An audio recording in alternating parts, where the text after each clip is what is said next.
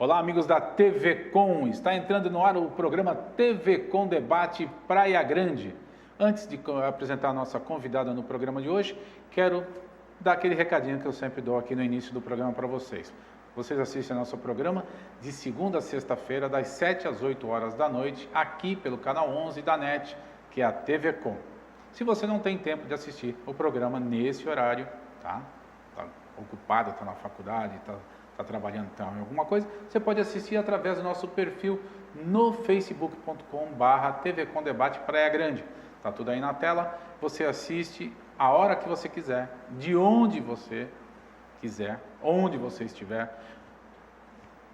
O entrevistado que está aqui no programa é interessante para você? Você tem algum conhecido que mora muito longe, você quer que assista essa matéria? Passa uma mensagem para essa pessoa, passa o link, ele vai assistir o programa lá, a pessoa vai assistir o programa lá, onde ela estiver. Bem fácil, quantas vezes quiser. E se você quer participar do nosso programa, também é muito simples e é através do nosso perfil no Facebook. Vai lá no inbox, mande sua sugestão, sua crítica, recomende um assunto, uma pessoa para ser entrevistado, tudo isso.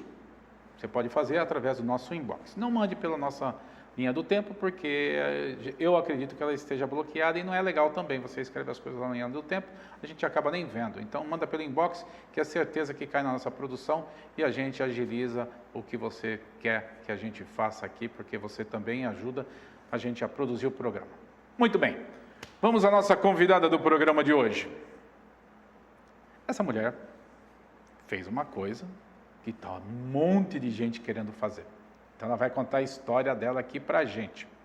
Ela é pedagoga, ela é escritora e agora, para completar esse ciclo, se tornou também blogueira, né?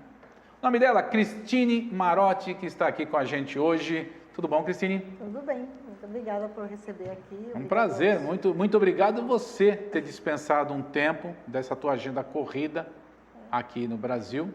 Sim, mas você estava falando uma coisa interessante, eu posso ver o programa lá na China também, né? Pô, claro, com certeza, você vai ver lá na China. Porque a Cristina, nós estamos gravando hoje é 10, né?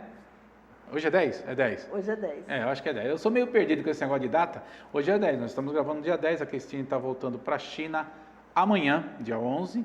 Então, o programa vai passar na semana que vem aí para vocês que estão nos assistindo. Vocês estão nos assistindo na segunda semana de maio. Tá? E depois o programa vai para a internet também. Aí ela vai assistir lá de Xangai, na China. Isso. Onde você nasceu, Cristine? Eu nasci em Santos, né? É daqui do litoral. Sou aqui da Baixada. E morei a minha vida inteira aqui, com 44 anos, que aconteceu essa possibilidade de mudar para a China. Né? Que legal. Fui acompanhando meu marido, que foi transferido para lá. E estamos lá. Ele está lá desde 2004 e a gente foi, assim, a família foi em 2009. 2004, está há 13 anos lá. Quase 13. E ele já fala mandarim? Não, eu falo mais que ele. Eu sou mais faladeira. E Cristine, qual é a tua formação? Eu sou pedagoga de formação. Sim. E sempre trabalhava na prefeitura de Praia Grande. Que foi onde eu te conheci. Sim. E eu comecei na Secretaria de Educação, minha formação básica é professora, né, meu cargo. E depois eu trabalhei na Secretaria de Educação, sempre trabalhei com muita gente, né, primeiro fui trabalhar com capacitação de professores, depois eu fui para a Secretaria de Cultura, que foi quando eu encerrei minha carreira na prefeitura para ir para a China. Aqui no Brasil, eu lembro da época que você falou, falei, nossa, que coragem, vai para o outro lado do mundo. E é uma mudança absurda, né? Sim, tem muita coisa que a gente não entende, quem olha de fora não consegue entender. A gente que está lá também não entende, mas... são aspas, né? Mas a gente consegue, convivendo no local, aí você também tem que se esforçar um pouco para entender a cultura, né? Porque lógico. A gente é o hóspede lá, né? A gente se vê como estrangeiro. E aí você tem que rever os seus conceitos e tentar entender a cultura do lugar onde você vive. Afinal de contas, você foi para lá porque você quis. Então não dá para fazer disso, é muito complicado você só questionar os hábitos deles, porque os hábitos, por exemplo, no caso da China em especial, são hábitos milenares, que eles não perderam. Então, tem algumas coisas, lógico Eles que a China... cultuam, inclusive, né? Exato. Lógico que a China hoje é um país top, cheio de desenvolvimento, cheio de tecnologia, é uma construção a cada esquina, mil coisas para se fazer, mas eles têm hábitos deles, culturais mesmo, muito arraigados. E eles não mudam, são coisas assim de milênios, né? Porque é a civilização mais antiga do mundo. Sim. E qual foi, assim, o maior impacto que você teve? Eu não gosto de usar muito o termo choque cultural, mas aqui eu vou ter que usar. Qual foi o que mais te marcou na tua chegada lá? Olha, tem várias coisas. A língua é uma coisa que já te bloqueia de cara, Assusta, né? não Assusta. Se bem que onde a gente mora hoje, que é Xangai, né? Eu chamo Shanghai porque é como o chinês chama, mas em português Xangai, é uma cidade muito internacional, né? Então, você consegue se virar bem com o inglês. Hoje em dia, tem muito brasileiro morando lá. Então, mesmo? tem dias que eu só falo português. Olha, que legal! Porque tem uma comunidade muito grande brasileira. E, assim, todos são a maioria dessa comunidade é de pessoas que foram acompanhar, de famílias que foram transferidas pela empresa, já foram com emprego, né? Já foram com uma situação. Coisa, né? Não dá para ir para. É muito complicado ir para a China sem um respaldo, né? Porque chega lá, para você arrumar um emprego lá, você tem que ter um conhecimento básico, não, muito mais do que o básico da língua. Então, isso já é um impacto para todo mundo. E os hábitos dele e a questão de visto, né? Na China, ninguém ganha cidadania. A gente está lá há 12 anos, né, quase 13, e todo ano a gente tem que renovar nosso visto. Né? Não existe essa coisa de, não, já está aqui há 5 anos, há 10 anos, isso não existe lá. Então, assim, a questão da língua, ela impacta muito quando a gente chega, e dos hábitos mesmo. Né? Então, eles têm alguns hábitos que nos chocam, porque aí as pessoas falam assim, eles são mal educados. Mas eles não são mal educados, eles são educados de maneira diferente. Os códigos culturais deles são códigos culturais diferentes dos nossos. Então, o que acontece? Por exemplo, eles cospem no chão, eles escarram, vamos dizer assim, para uma palavra correta. Mas por quê? Isso segundo a filosofia de Confúcio e toda a filosofia chinesa que vem de 5.000 anos atrás, tudo que o seu corpo quer expelir, você não pode guardar, porque isso faz mal para o seu corpo. Se ele quer expelir, é porque é alguma coisa a mais. Então, eles têm vontade de pôr alguma coisa para fora, eles põem. Então, isso é em todos os sentidos? Em todos os sentidos. Meu Deus. Todos. Se arrota na mesa, não tem problema. E ninguém se mexe, porque não é falta de educação. É cultural. Entendeu? Então, assim, é falta de educação para os nossos códigos culturais, para o nosso padrão ocidental. Então, assim, mas não adianta. Quando você chega lá, isso assusta. Assusta porque... Impacta, né? Porque eles têm 1 bilhão e 400 milhões de pessoas andando pelas ruas, né? E aí tudo se torna enorme, tudo se torna muito grande, tudo se torna demasiado. A proporção assim é assustadora, assim como São Paulo pra gente, né? Tudo que a gente fala aqui em Brasil em termos de cidade, de população, e a gente faz comparação com São Paulo, assusta, porque São Paulo... 12 milhões de habitantes, aquela coisa toda, vai comparar qualquer coisa de Praia Grande com 300 mil habitantes com São Paulo... Mas 12 milhões de habitantes é uma cidade pequena para média. Sim, na China. Por isso que eu estou te falando que é a dimensão, né, que tudo é extrapolado, né? Sim. É uma loucura. Então, assim, essas coisas chocam muito. Então, assim, a língua, com essa questão cultural mesmo deles, que impacta a gente no início, né? E você não conseguir se comunicar, gente, é muito duro. É muito duro. No início, como é que você fez? Você não falava chinês, mandarim, vai. Você não falava mandarim, certo? Certo. Você fala inglês. Falava um pouco. Hoje eu falo inglês. Naquela época eu... Você arranhava. Arranhava. Sim, a maioria das pessoas arranham em inglês, certo? Você se virou lá como? No inglês? Então, no inglês. Aí foi aí que eu fui estudar inglês mesmo, e aí você começa a conviver no dia a dia. Então, aquele inglês que a gente acha que fala, que você se vira bem em viagem, tudo não serve para nada. que a gente se vira bem em viagem não é inglês, é mímica. Mas na China a mímica funciona muito bem. A facilidade é que o povo chinês ele é muito receptivo. Ah, isso é maravilhoso. Tá? Então, o que acontece? Principalmente lá em 2004, quando o Mário foi, todo mundo... E um detalhe, em 2004 não era em Xangai que ele estava numa cidade chamada Changchun, no norte da China, perto da Mongólia. E essa cidade estrangeiro era coisa rara lá. Então, assim, numa cidade de, sei lá quantos milhões de habitantes, tinha 2.000 estrangeiros. Então, assim, nada, né? a gente andava na rua, as pessoas paravam para tirar foto, porque tinha pessoas ali que nunca haviam visto um estrangeiro na vida. Uma pessoa que não tinha o olho puxado, as características do asiático. Então, lá... o que funcionava muito, e naquela época, 2004, não existia smartphone ainda, nem internet móvel. Entendeu? As coisas estavam engatinhando. E assim, eu me lembro que o iPhone, eu acho que surgiu em 2008, né? E a gente só foi ter um iPhone em 2010. E mesmo assim, lá na China não havia internet móvel ainda. Era muito restrito. Então, essa facilidade, hoje, quem vai hoje para a China, está milhões de anos-luz na nossa frente, de quem foi em 2004. Eu senti muita facilidade na minha viagem que eu fiz ano passado, usando o Google Tradutor. Sim.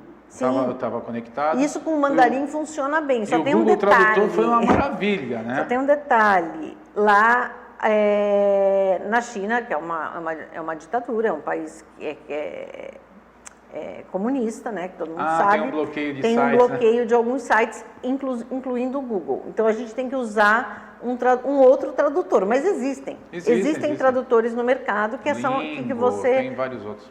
Consegue acessar na China. Então, lá você não acessa, por exemplo, Facebook, você não acessa Instagram. O meu blog mesmo, eu faço através de um VPN.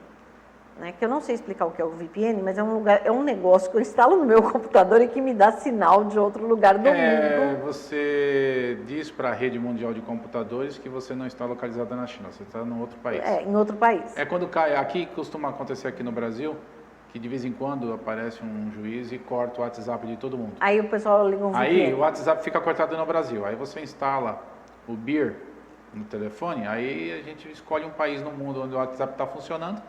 Aí ele fala para a rede... Eu uso um que chama Betternet, muito bom. Exato, é a mesma coisa. Então ele diz que você está... Em outro lugar. Em outro lugar. Tá na Suíça, aí o teu WhatsApp funciona normalmente durante o dia. Eu não sou muito ligada em tecnologia, mas então eu sei que este aplicativo nos dá a chance de usar. Então, Danadinha, né? Não entende muito de aplicativo, mas já burla lá.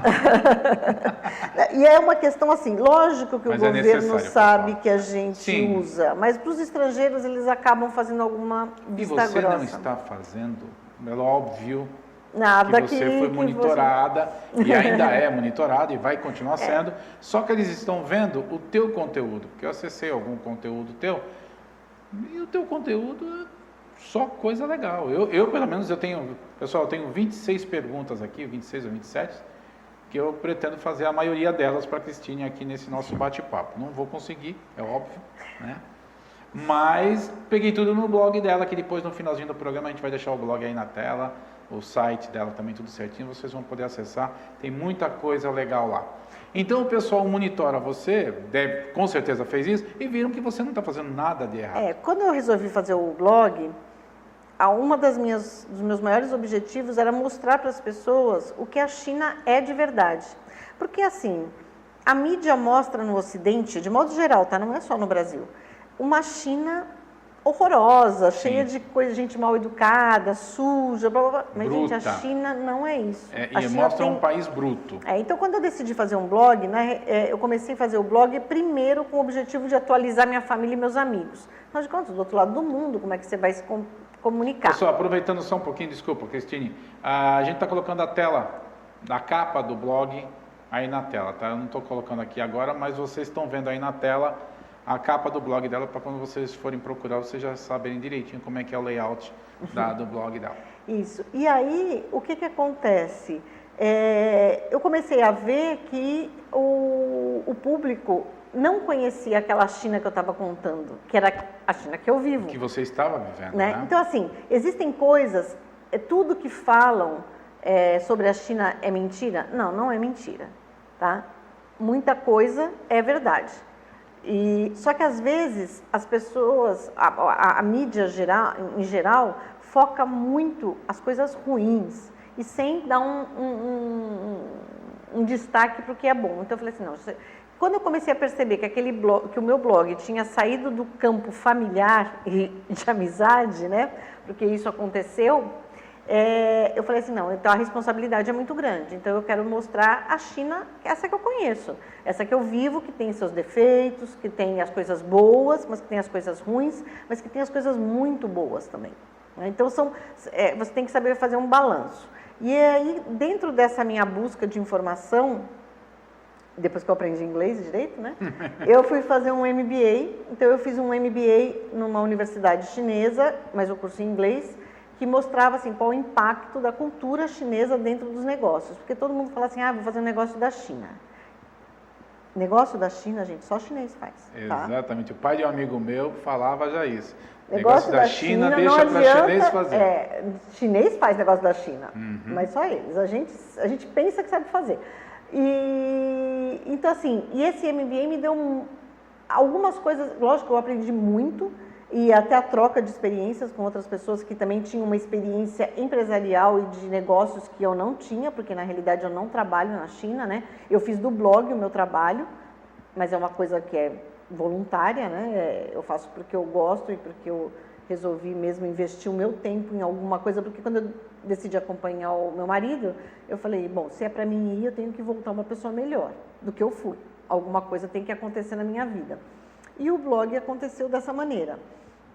E aí, depois que eu fiz esse MBA, eu comecei a ver que algumas coisas que eu imaginava, que eu olhava e falava assim, mas isso aqui, eu acho que isso aqui não é uma coisa de hoje, não é essa coisa não é a falta de educação, é a cultura deles, né? Então, assim, existem códigos culturais lá que é muito complicado da gente entender, porque a lógica deles não é a nossa. Eles têm outra maneira de pensar. Sim, é um outro mundo, né? É um outro mundo. E aí eu decidi no blog mostrar esse lado da China, com os seus defeitos, sim, com as dificuldades que a gente passa lá, com o que é ser um estrangeiro na China, né? Não é fácil, mas eu sou da teoria que se a gente só tem limão, gente, vamos fazer uma limonada, e se a coisa piorar, a gente põe uma vodka, eu acho que só tem, acho que um lugar que eu acredito que seja pior que a China ou o Japão. Em termos assim, de adaptação, seria a Grécia. Porque lá realmente eles falam grego. Eles falam grego, na China eles falam mandarim, né? Falam mandarim, assim, é a língua oficial, mas existem 55 dialetos. Eu já ouvi isso aí, menina, em então, cada assim, canto... É uma loucura, mas o mandarim é a língua oficial. Então, hoje em dia, mas eles são que nem aqui a nossa língua portuguesa, por exemplo, você vai para o sul, tem o sotaque do sul. Sim, sim. Né? Eles são mais ou menos similares? Isso. Hoje em dia, de 30 anos para cá, né, depois que acabou o período do Mao Tse Tung mesmo, que começou essa nova geração de governo, eles adotaram o mandarim. Na realidade, acho que foi o Mao Tse Tung mesmo que adotou o mandarim como língua oficial da China. Então, hoje, as escolas todas, em qualquer parte da China, ensinam o mandarim. Tá? Não o cantonês, ou o uigur, ou os outros tantos dialetos. E o cantonês ainda é muito forte no sul da China, né? E em Hong Kong e Macau, que não é China. É China, mas não é China. É uma coisa meio difícil de explicar. Podemos falar isso mais tarde. Mas assim, para vocês terem uma ideia, se eu saio da China, se eu for para Hong Kong, eu tenho que passar na imigração, carimbar meu passaporte, sair do país. E quando eu entro, eu tenho que entrar pela imigração, não é aquela viagem assim, porque se eu vou de Xangai a Beijing, Beijing é Pequim, tá? O nome oficial da cidade é Beijing. Então, eu pego um avião, vou para lá e volto, como ir daqui para São Paulo. Sim. Agora, se eu vou para Hong Kong, é a mesma coisa que eu estou fazendo uma viagem internacional. Tem que passar pela imigração. Tem que passar pela imigração. Bom, e aí voltando ao blog... E a mesma situação é com Macau também? Macau também. E Macau era a concessão inglesa, não é francesa. isso? Francesa. Mas não, oh meu Deus, é que portuguesa. Macau era concessão portuguesa. Ah, era portuguesa? Hong Kong era inglesa. Ah, tá. Eu estou confundindo tudo. Tanto que você vai em Macau, é muito bonito, é muito legal. Ainda bem que tem você aqui para corrigir. Não, e eu quase que... Macau, assim, você vai nas ruas, tem Praça da Sé, tem Avenida Praia Grande, tem... Aí você vai numa igreja, por exemplo, tem lá os folders em português, inglês e mandarim. Ah, que legal. É bem interessante. E a Cidade Velha lembra muito algumas cidades de Minas Gerais, ou então aquelas cidades tipo Pelourinho, em Salvador, sabe, assim, a arquitetura de Portugal mesmo, né, da época do... Sim, que foi de onde nós herdamos aqui também. É o português de Portugal, mas ninguém mais fala. Hoje, o chinês que mora lá não fala mais português. A língua acabou sendo esquecida, eles falam Isso que mais teve uma época, ainda existe isso, que ensinavam português na escola? Era lá? Não, em Macau sim, teve uma época que se falava, o governo ainda tem portugueses no governo, portugueses de Portugal. Macau seria, por exemplo, um estágio de aclimatação para quem pretende ir para a China? Não. Não vai servir? Não. Porque aí chega lá, tem o português consegue não. ir O português aprendendo... não tem. Em Macau, eles falam uma outra língua, eles falam cantonês mais do que o... tá. Hong Kong também, eles falam cantonês, tá? Não falam... O mandarim não é a língua oficial. E assim, são lugares diferentes. Não vai te adiantar... Você vai ter... Por exemplo, Hong Kong é muito mais ocidental do que chinesa. Né? É uma cidade muito mais ocidental... uma cidade-estado, né? E a vida lá é muito mais fácil, quase todo mundo fala inglês. Então é um outro estilo de vida. A China é China, que eles chamam de China continental. Né? É China, é diferente. Então uma coisa não substitui a outra, não. Pensei que no caso de Macau, por ter ter sido colônia portuguesa, seria um caminho para quem estiver nos assistindo e estiver pensando em ir para a China, poderia fazer por ali o caminho para aprender a língua, né? Não. Até porque vai aprender uma língua que não é falada na China. Que não é mais falada na China. Então vai... Só no sul da China. Então esqueço o que eu pensei. Guangzhou, nessa região de Cantão, que aqui a gente conhece como Cantão, que é Guangzhou. Lá eles também falam cantonês. E o teu blog? Então, o blog, como eu disse você aborda o dia a dia do blog? Não, não é um blog que eu abordo o meu dia a dia. Eu conto causos, muitas vezes, de coisas que aconteceram com a gente, porque eu sempre falo que depois que passa a gente ri. Sim, sempre, tudo. Né? Mas na hora a gente passa bastante nervoso, é bem complicado, mas a gente vai aprendendo a lidar. Então, assim, coisas que me deixavam muito estressada ou que chocavam a gente há 10 anos atrás, hoje não mais, né? A gente já sabe lidar com aquilo. Então, mas a gente passa por situações que realmente a gente ri depois porque são até hilárias mesmo. Mas na hora causou então, assim, eu conto algumas coisas dessas, mas não é pontual. Não é que aconteceu hoje, eu vou lá. Não é aquele blog que todo dia eu vou lá. Não tem aquela obrigação de você postar alguma coisa todo dia. Eu tenho uma agenda de postagem, sim, que é mais ou menos de 2 a 3 vezes por semana. Mas eu falo da cultura, eu falo de viagens, né, de turismo um pouco. Toda viagem que eu faço dentro da China, eu tento colocar para as pessoas relatar e dar algumas dicas, indicar guias e essas coisas assim. E da cultura mesmo, né? Por que eles gostam tanto do número 8 e odeiam o número 4? As superstições que tem, porque é um povo extremamente supersticioso. Dá de 10 a 0 no brasileiro. 10 a 0. Mesmo? Eles são extremamente supersticiosos, tudo tem que ser para dar sorte, tudo tem que ser para atrair prosperidade, tudo tem e isso faz tão parte do dia a dia deles que a gente nem percebe, né? Faz parte. Então, eu procuro relatar um pouco disso, por exemplo, também outras coisas como... Entrando no número 8, você falou que eles não gostam do número 8. Não, adoram. Adoram o número 8. O 8 é veneradíssimo. O 4 é que não gosta. Então tá, aí você fez uma postagem lá no seu blog, 8 motivos para não morar na China. Diz um motivo assim pra gente. Então, o 8 é porque eles gostam do 8. Eu acredito que se você tenha optado pelo número 8 por isso. Não, eles gostam do número 8. Não, na realidade, eu optei pelo número 8 porque eu gosto muito de morar na China. Né? Então, e tem muitas vantagens de morar lá. Aí eu não consegui achar 10 razões, entendeu? Achou 8, tá tudo certo. Pronto, tá bom. Então, tá de bom assim, tamanho. mas assim, eu já até falei algumas coisas, né? Quando você vai morar, recebe uma proposta para ir trabalhar na China ou pretende ir até lá, mesmo para turismo, tá? Então você tem que pensar, a poluição é um fator bem a poluição, impacta. inclusive, você tem uma foto aí que você mostra, que é justamente você fala da poluição, não é isso? Eu tenho até uma postagem lá no meu blog, que foi, a foto nem é minha, foi de uma repórter da Globo que mora em Beijing, lá em Pequim, e ela tirou uma foto do apartamento, da janela do apartamento dela, um dia, estava bom o tempo, e no dia seguinte, ou 2 dias depois, estava um dia de poluição altíssima, e ela tirou a foto do mesmo lugar, e você não enxerga nada. Teve um grande prêmio da Fórmula 1 que ficou sob risco por causa da poluição.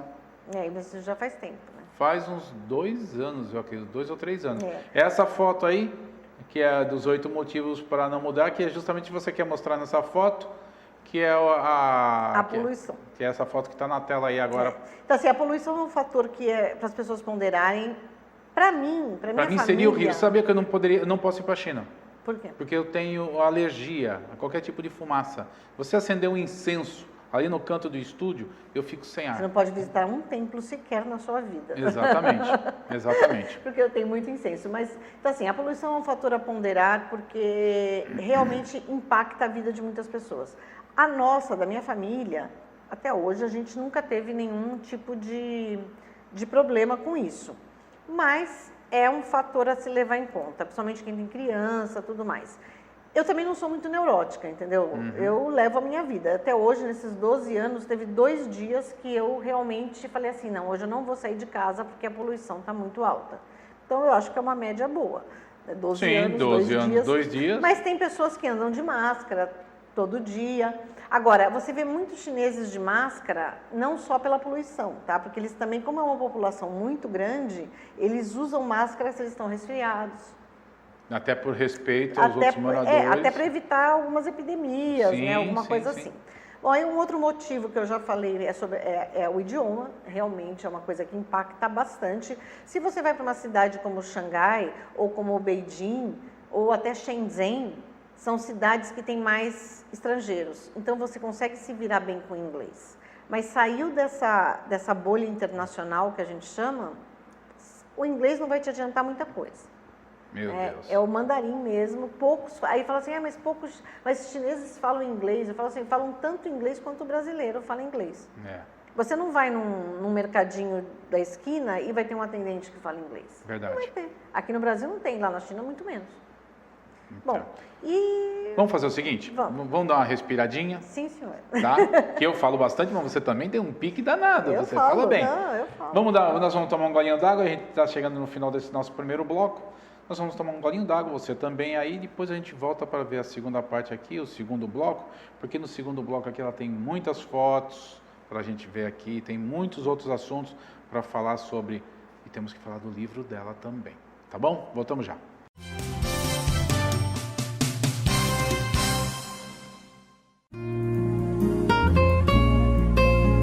Doar sangue é um ato de solidariedade, cidadania e amor.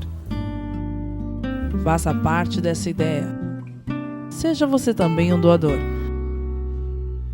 Doe sangue. Dê um presente de vida a quem necessita. Apoio TVCom. Ao verem uma criança pobre e doente, todos querem cuidar dela. Mas você sabe como? O Saúde Criança sabe. Cuida da saúde e do remédio da criança. E também da educação, do emprego dos pais, dos documentos da família, da condição da casa. E cuidando disso tudo, cuida de verdade da saúde da criança. Em 21 anos, o Saúde Criança já cuidou de 43 mil pessoas. E com sua ajuda, pode cuidar de muito mais. saudecriança.org.br. Conheça, ajude. Se você quer algo diferente e está por dentro de tudo que acontece em sua cidade, mande dicas, sugestões de pauta pela nossa fanpage facebook.com/tvcom.santos Interaja com a programação da sua TV Com. TV Com, interagindo com você.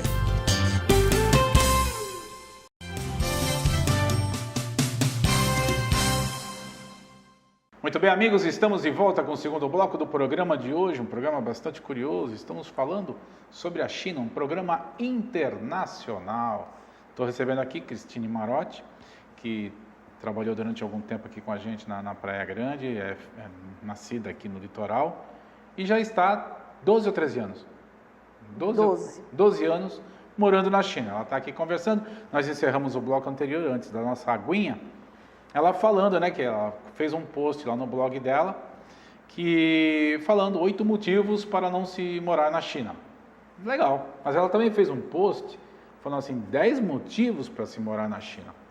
Então por aí você já pode fazer o balanço, que ela falou assim, colocou 8 motivos, não é porque o chinês gosta do número 8, é porque ela só achou 8 e pronto, ela não esquentou a cabeça com isso. Só que nas coisas boas ela achou 10. E deve ter muito mais que isso, é claro, mas ali naquele momento você... Diz aí pra gente então um motivo legal pra gente mudar pra China. Bom, o que no teu conceito assim agrada? Olha, eu acho que um dos motivos assim que vale a pena mudar para a China é você abrir a sua cabeça, sabe assim? A mente, né? Ficar aberto para o mundo, né? E olha, depois que você mora na China, você pode morar em qualquer lugar do mundo. Cristine, diz uma coisa para mim, o fato de visitar a China, a turismo, não sei como é que fala. No turismo, passo 20 dias na China, passeando, vou ver tudo lá, beleza. E morar na China, tem alguma proximidade ou são coisas completamente diferentes? Você vai conhecer a China mesmo só morando na China? Você vai conhecer, eu acho que qualquer cidade, se você vai daqui para Fortaleza, passar 10 dias, você vai viver como um turista, você vai nos lugares... Só vai ver as coisas boas. Só vai ver as coisas boas ou você vai buscar ver tudo de uma vez. Quando você vive naquela cidade ou naquele país, você começa a ter as dificuldades do dia a dia, você quer descobrir o porquê que o chinês compra ovo a granel, né? Porque você vai no supermercado e sai todo mundo com saquinho de ovo a granel. Eu não chegaria nem na porta do supermercado com os ovos dentro do saquinho, mas eles compram ovo a granel. Hoje em dia já tem as caixas de ovo, como a gente está acostumado. Mas ainda assim você vê num supermercado como o Carrefour, por exemplo, as pessoas mais idosas indo comprar o ovo a granel. Eles tentaram não vender ovo a granel quando o Carrefour entrou na China, o Walmart, essas grandes redes, mas não teve sucesso, né? Então assim, você começa a ver... Mas o motivo o quê? Cultural ou porque desde o início eles não tinham a cultura da gavetinha? Eles gostam de comprar o ovo, eles gostam de comprar comida fresca. Esse é um ponto. Que legal. Então assim, o peixe é vendido vivo. Você vai lá no aquário... Escolhe. Então, no Carrefour tem aquários de peixe vivo. Então, assim, o supermercado... Quando alguém me pergunta assim, o que eu conheço de diferente na China, ou eu quero conhecer a China como alguém que mora, eu levo no supermercado. Porque é um passeio bem interessante. Mas o supermercado, eu acho que isso aí em qualquer país. Você vai no supermercado, você conhece a realidade do país. Sim. Sim, agora, uma das coisas... A não ser que seja uma grande rede, né? Então, assim, turismo é turismo, viver no país é viver no país. Então, assim, tem as dificuldades do dia a dia que você só vai ter, sabe, na hora que você está morando lá. Agora, entre os 10 motivos, só para encerrar, são 10, eu não vou falar dos 10, eu só vou falar mais um, que para nós brasileiros, para mim é uma preciosidade. Se você quiser saber, se alguém me perguntar assim... O que faz você ficar na China hoje, que te estimula? É a segurança. Lá também tem esse fator segurança? Muito. Então, assim, você sai na rua com o seu smartphone, lá, com qual que seja, você quer ir para um parque, levar o seu laptop e abrir no meio do parque, você leva, ninguém vai te pôr uma arma, a arma lá não é... É proibida que nem aqui no Brasil. É proibida a arma e eles usam... As coisas que a gente ouve falar, tudo é com arma branca. Entre os chineses que brigam e que não sei o que, é arma branca. Então, assim, a segurança, a gente não tem noção do que é... E até uma coisa assim bem interessante, porque todo mundo me pergunta assim, como é viver num país ditatorial, né? Numa ditadura? Sim. Só que eu nunca tive tanta liberdade de ir e vir como lá. Você vê que coisa. Né? Então você sai na rua, você não está preocupado, ninguém vai te jogar no chão para te roubar um relógio de plástico às vezes, né? Como Sim, a gente vê aqui. te matar por 10 um reais. boné, ou então assim, celular. Então para mim hoje, quando me perguntam, isso é um dos fatores, se meus filhos saem à noite eu durmo, porque não vão ser, pode acontecer um acidente, como acontece em qualquer lugar. Sim. Né? Bater um carro, mas isso é. Então, isso é um fator... Mas o fator criminalidade é o que te... O que tem lá, como em qualquer... Principalmente nas zonas turísticas, né? É batedor de carteira. Batedor de carteira. Carteirista, né? O cara que percebe que você não está prestando atenção e pega a sua carteira de dentro da bolsa. Bom, isso aí tem em né? qualquer lado. Mas né? ninguém vai... Se eles percebem que você está ligado, eles nem chegam perto. Então, assim, isso é uma coisa que, para nós brasileiros, tem um valor, assim, imenso, né? Esse é o motivo número 1. Dos 10 motivos que, para você andar na China, esse é o número 1. Segurança. Sempre foi. E é o que a gente ouve falar de vários outros países. Canadá, Portugal... Então, assim, eu vejo as pessoas que vão fazer turismo na China, brasileiros, aí ficam assim, ai, olha... Deixa eu segurar minha bolsa, não sei o quê. Lógico que tem que prestar atenção. Sim, mas porque não precisa, tem até os batedores de carteira. Mas não precisa, assim, ser tão... É difícil para as pessoas relaxarem ao andar na rua. Nos primeiros dias, né? Nos primeiros dias. E, voltando ao turismo, o turismo na China é uma coisa, assim, que eu recomendo todo mundo que tenha vontade para levar seu sonho adiante. Porque tem lugares maravilhosos lá para conhecer. Qual? Diz aí um pra gente. Olha, Beijing, né, que é a capital, onde tem a muralha da China, que é uma Eu obra, acho que eu tenho a assim... foto, você mandou para mim a foto, eu peguei a foto da muralha da China, deixa eu procurar aqui que a gente já vai mostrar para... Então, tem a muralha... Vai falando aí que eu vou procurar. Em Beijing tem vários pontos turísticos que valem muito a pena conhecer, como a muralha, a Cidade Proibida, o Palácio de Verão, o Templo do Céu, que é um lugar assim, que para mim é o melhor lugar de Beijing. Aí, tem essa foto aí. É da muralha. Da muralha da China. Da muralha da China. E aí... Você já esteve aí? Umas 4 vezes. Sério? Agora só falta eu ir no inverno com neve, que eu nunca fui. Com neve? É. Deve ser legal, né? Que dá para escorregar aqui em cima e vai embora. Não é bem assim. Isso engana bem, viu, gente? Tem que ter perna para andar meio quilômetro. Eu imagino. E aí tem, saindo dessa coisa de Beijing, né, que é a capital, Xangai é um lugar que tem, mas é a cidade que eu moro, então eu não vejo muito como turismo. Aí tem Xi'an, que é onde tem os guerreiros de terracota. Aqui tem essa foto que a gente está mostrando aí. É impressionante você ver esse galpão, assim, de não sei quantos 1000 metros, com todos esses bonecos. Isso foi uma escavação? Não, isso foi um imperador, há muitos mil anos atrás, que os chineses acreditam que depois da morte você continua tendo uma vida no céu, igual a sua vida aqui, tá? Até hoje. Então, assim, no dia de finados deles, eles queimam dinheiro, de mentira, claro. Eles queimam... Tá vendo? Os chineses não. É inteligente, negócio eles da queimam, China. Casas, então... eles fazem assim maquetes de casa, carro, dinheiro, e eles queimam aquilo porque aquela fumaça está levando esses bens materiais para os antepassados que precisam disso para viver. E nessa época, aí, há muitos anos atrás, esse imperador acreditava que ele ia precisar do exército dele.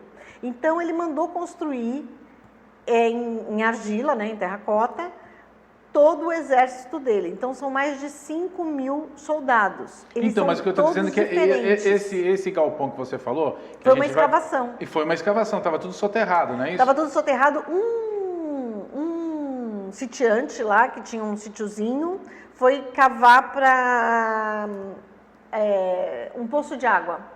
E no que ele cavou, na hora que voltou uma cabeça. Nossa Senhora, né, um pedaço aí desses guerreiros. E aí ele chamou a universidade, tudo, e começaram a escavar. Então tem alguns locais que ainda não foram abertos. Ah, ainda tem? Tem, é um exército. É um exército. E esses soldados são Eu tive todos numa diferentes. exposição aqui em São Paulo. Em 2003. Eu estive, né? Eu fui nessa Eu também, eu nem exposição. imaginava que eu ia para a China nessa época. E eu fui nessa exposição, vi aqueles soldados enormes lá, eu falei, meu Deus. Então, imagina 5 mil deles. Nossa. Olha, é impactante, assim, é uma coisa impressionante.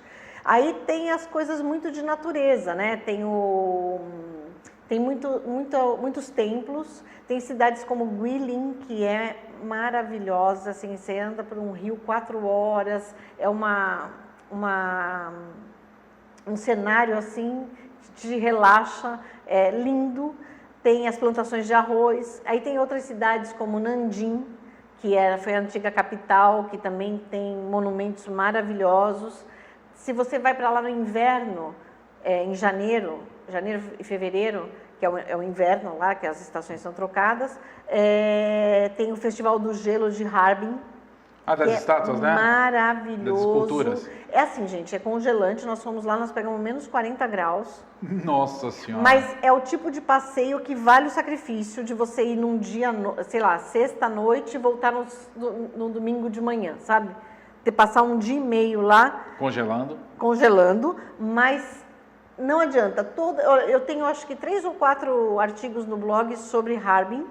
Mas você pode ver todas aquelas fotos, você vai achar, algumas fotos são muito bonitas, mas você vê ao vivo é algo assim que não tem preço. Então, se você eu falo para todo mundo, quem vai viajar para a China, se propõe a viajar para a China no inverno, ou quem mora lá, né, que nem a gente, tem que ir nesse lugar, porque são 2 dias e meio você gasta para entre ir e vir e ficar lá. E é um espetáculo assim que não tem igual. Bom, e tem que chegar lá e comprar roupa de inverno lá, porque aqui no Brasil você não vai encontrar uma roupa de inverno para segurar 40 graus, assim. né? Lógico que você precisa de roupa, sapato bom, mas eles também têm uns sachês de carvão ativado que você cola na roupa e ele esquenta.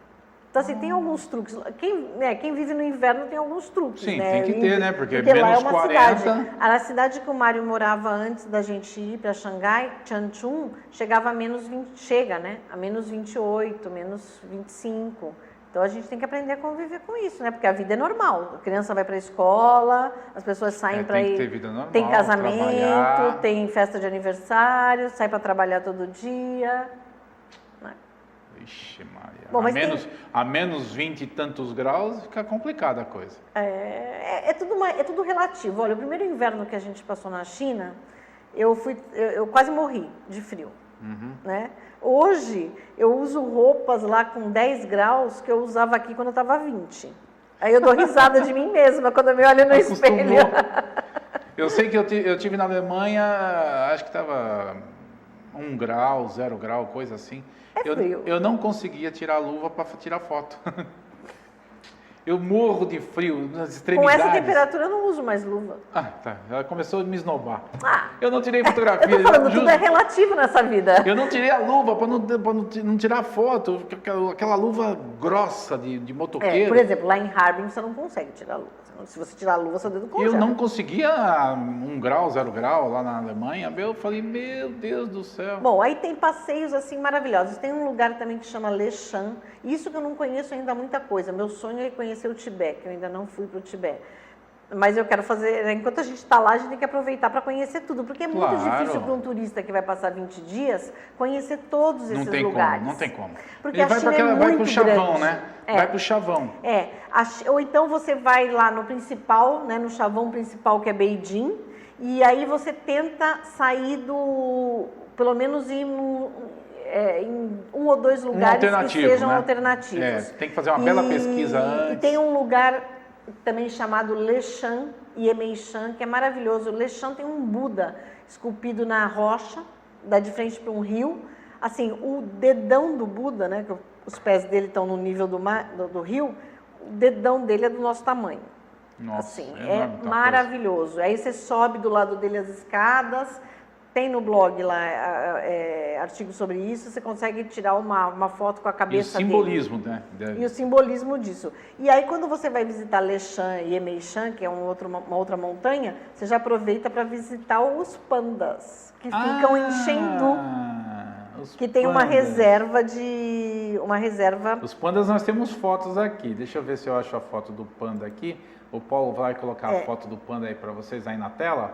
Tem uma reserva de preservação da espécie em Chengdu, que é, para você ir para Leshan, por exemplo, você tem que chegar em Chengdu. Então, essa foto que o Paulo colocou aí na tela pra gente é dos pandinhas pequenininhos, né? no berçário. São filhotinhos ali. Estão no berçário. E aquilo ali é um rádiozinho ali do lado, para eles ficarem ouvindo uma musiquinha? Sim, claro. Eles são super bem tratados. É um berçário. Mas você tem uma mesmo. foto, você abraçada no panda. Sim, eu abracei um panda de essa verdade. foto aí eu não tenho como ver agora e como colocar aqui no estúdio na hora da gravação, porque ela vai mandar essa foto pra gente ainda, mas a gente vai mostrar pra vocês aí agora. Vocês estão vendo e eu vou ver só depois quando eu assistir o programa já pronto. Então, Ele é macio? Muito, gente. É muito Ele é fofo, né? É fofo demais. Ele é fofo, ele é uma graça. Ele tem, no meu canal do YouTube, tem um post no blog que tem o filme, o vídeo da gente, porque o rapaz que trabalhava lá no centro de preservação, ele filmou. Mas assim, é coisa de 1 minuto no máximo. Mas é bastante. Mas assim, foi uma experiência que eu saí de lá assim, falei, ai, meu Deus, eu já fiz tudo que eu queria aqui, né? Já vi uma experiência assim, era um sonho, foi muito legal. E ele lá, ele é super... bem tratado, porque é um centro de preservação da espécie, na Mas realidade. na China mesmo, o panda, ele é... É o animal nacional, né? O símbolo um dos símbolos nacionais é o panda. Né, que o panda é chinês. E ele é tão bonzinho, ele tem uma carinha tão de bonzinho. Mas é um urso, né? É que esse que eu abracei, que eu vou te mandar a foto, ele tem 8 meses só. É maior que eu. Tem algum risco, é então, quase por maior. exemplo, ficar perto dele? A força deles, ele é um animal selvagem. É um animal, né? a força deles, tudo, a gente não consegue controlar. Né? Eles não são criados como em cativeiro, né? Eles são criados na como reserva. Eles tentam fazer ao máximo o habitat do panda, né? Alguns interferir o mínimo possível na vida deles. Alguns são enviados para zoológicos, tudo, mas não é essa o objetivo principal desse centro de preservação da espécie, né? É preservar mesmo, porque estava quase em extinção. E uma coisa que eu achei bem interessante lá é que existem os pandas vermelhos, que eu não sabia. Eles parecem mais um gambá. Agora. Panda vermelho? Panda vermelho. Eles parecem um gambá, na realidade. Eles são menores e eles têm um rabão, assim, e ele tem uma faixa branca nas costas, lembra muito um gambá. E o corpo dele é todo vermelho? Vermelho, de Só tem vermelho. Essa faixa branca? Ele tem as orelhinhas? Tem um pouquinho, mas é diferente. E o rabo dele é meio listrado. Você tem foto desse panda vermelho? Tem no blog. Então nós vamos mostrar para vocês também a foto aí do panda vermelho. Panda vermelho, eu mando para você também. Que interessante. Eu não sabia que existia. Eu também não, descobri lá. Eu nunca tinha visto o panda vermelho antes. Mas se você pôr no Google lá, panda vermelho, você vai achar. Eu tive contato com isso aqui agora. Nunca nem imaginei. Mas vale a pena, vale a pena. E o negócio dos presentes na China, Cristina? Cristine, você colocou aqui, tem um post seu que você fala dos presentes. O que é essa particularidade? É aquela coisa, né? São os códigos culturais deles. Então, assim, existem algumas coisas que você jamais pode dar de presente para um chinês. Como, por exemplo, um relógio de parede. Você não pode dar um relógio de parede de presente para um chinês porque ele vai achar que você está querendo contar a hora da morte dele. Mais ou menos assim. Bom, entra naquilo que você falou no início, que são muito supersticiosos. Muito supersticiosos. Você não pode embrulhar um presente e nem dar nada branco, flores brancas, por exemplo, porque branco representa a morte. Porque a palavra morte, branco, 4, elas têm sons semelhantes. O mandarim é uma língua fonética, né? Então, assim, cada palavra tem 4 diferentes sons. Então, se eu falar para você, ma, eu falei 4 palavras diferentes. Eu falei cavalo, mãe, o ponto de interrogação e mais uma que eu não lembro agora. Não, então o WhatsApp lá não tem como fazer, porque o WhatsApp não tem entonação. Não, mas aí... É um negócio que eu não consigo aceitar. Negócio de texto, às vezes eu fico louco. Eu ia falar um palavrão quase. Eu fico louco, porque às vezes você manda uma mensagem... E o corretor te manda outra. E a pessoa pensa que você está brigando com ela. Não, você não está brigando. Eu falo, gente, texto, se você não usar uma pontuação bem usada, o texto ele não tem emoção. Então, mas o que acontece? Mas isso, porque você sabe que existe uma codificação do mandarim, que é o pinyin, que é o som colocado de maneira que o Ocidente consiga ler, né? Então, é o Ma, M-A. E aí tem os 4 acentos.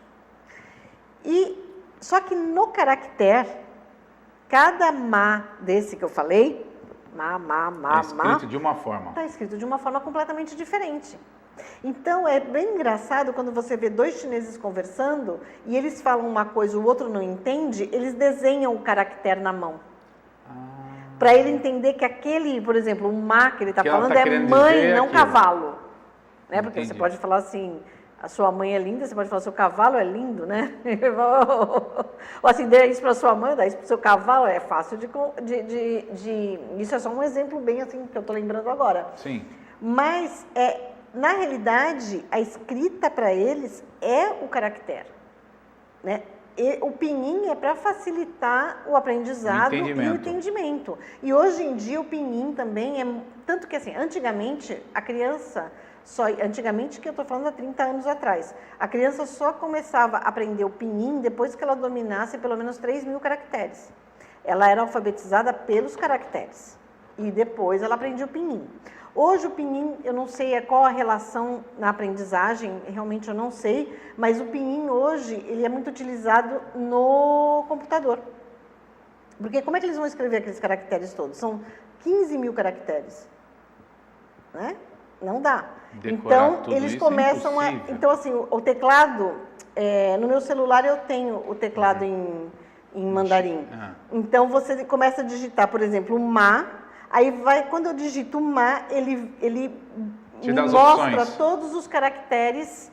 E aí, eu escolho o caractere que eu quero. E aí, eles vão escrevendo assim. Então, mas... É impressionante a habilidade deles de escrever e de escolher os caracteres e escrever um texto. Ou tem um outro tipo de teclado, né, que você pode desenhar o caractere.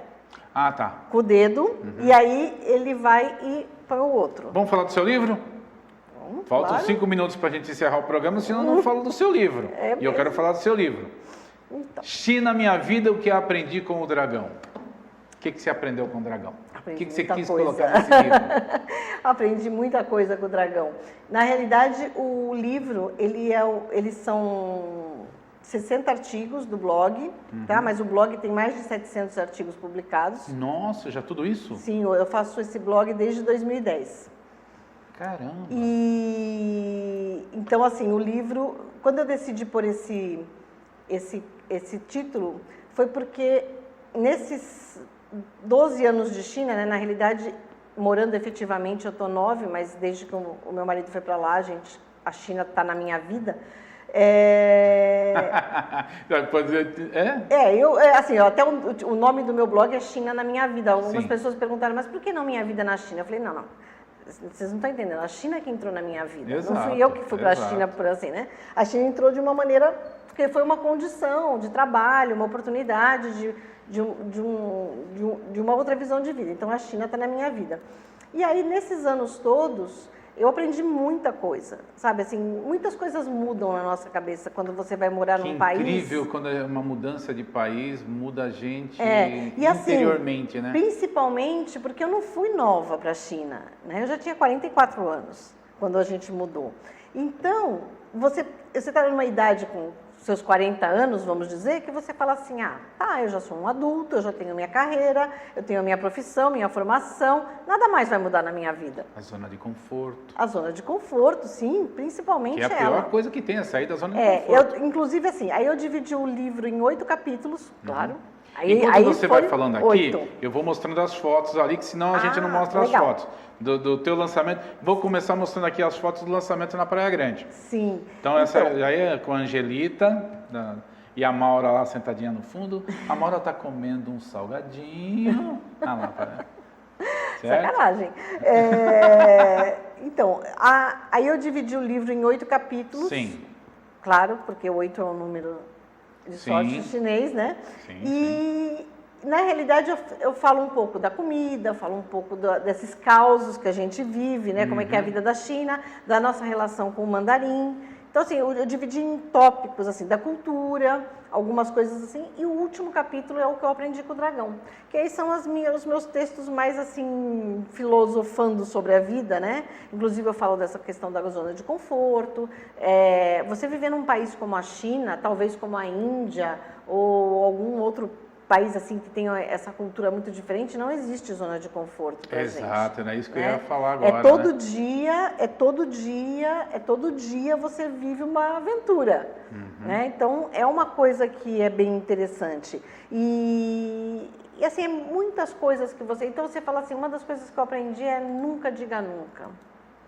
Né? Às vezes as pessoas olham para mim e falam assim, mas você é muito corajosa, eu nunca iria para a China. Eu falo assim, não fale que você nunca iria, né? Porque eu realmente, você falou dessa exposição que teve em São Paulo, eu me lembro que eu fui com a Luizinha até, nós fomos visitar essa exposição, imagina, é aquela coisa maravilhosa, mas nunca passou para diria, né? Nunca tinha passado pela minha cabeça ir para a China. Eu falo no começo do livro que se me desse um cartão de crédito sem limites e falasse assim, ó, pega, você não tem limite, você vai para onde você quiser, eu não iria para a China, naquela época, né, em 2004.